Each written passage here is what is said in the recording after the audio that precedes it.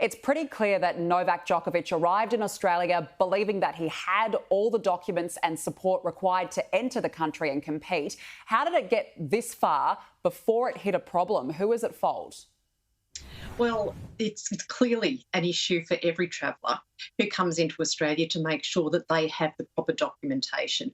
In terms of entry to Australia, that means you need to have a valid visa. If you're not an Australian citizen or permanent resident, you actually need to go through the process, as everyone does, of meeting all of the requirements of coming into Australia. So non-citizens need a valid visa to be able to come in, and they also need to be able to make sure that they are meeting the entry requirements. The entry requirements include that you have to have proof that you have been fully vaccinated. And if you can't provide that proof, you have to provide evidence that you cannot be vaccinated because of medical reasons. So why then was he granted a visa in the first place?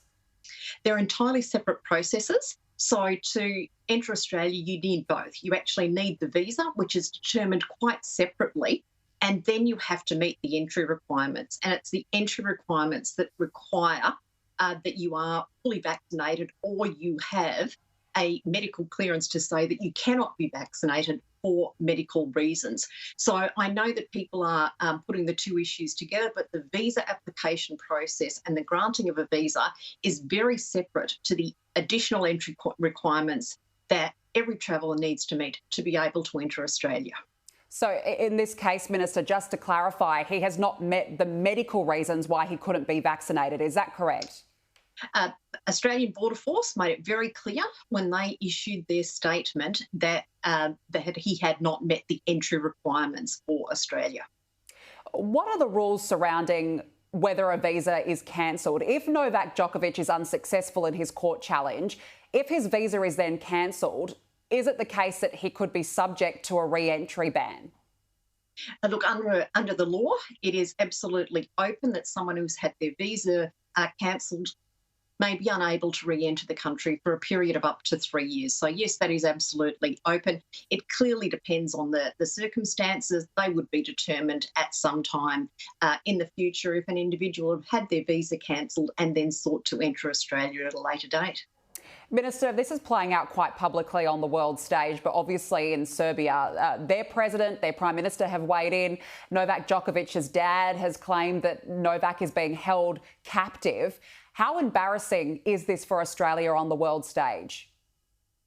My view is that Australia has always been very clear that we do have strong border laws, and to enter this country you need to make sure that you meet all of those requirements. So this is a long-standing position of Australia and particularly of this government.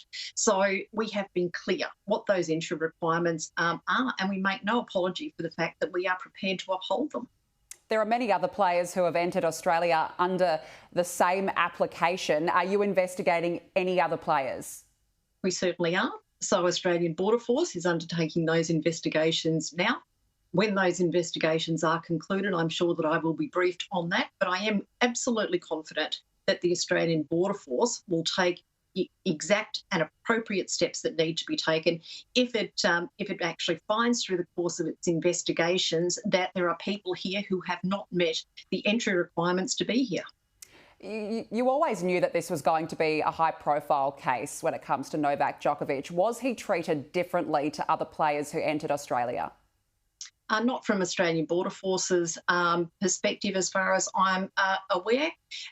Every Australian or every traveller, who seeks to enter Australia is given the opportunity to provide evidence that they do meet the entry requirements. And my understanding is that that certainly was afforded to Mr. Djokovic. So just confirming then, we could have a case where other players, their visas may now be cancelled. And what happens to the tournament? I know this isn't your position, your department here, but we certainly have a case where we could see other players sent back to their homeland. Look, Australian Border Force is undertaking its investigations now, and it may well be that those individuals can provide the evidence that they need, that they meet Australia's entry requirements, in which case that's all fine and they will be able to continue to do whatever they are here in this country to do.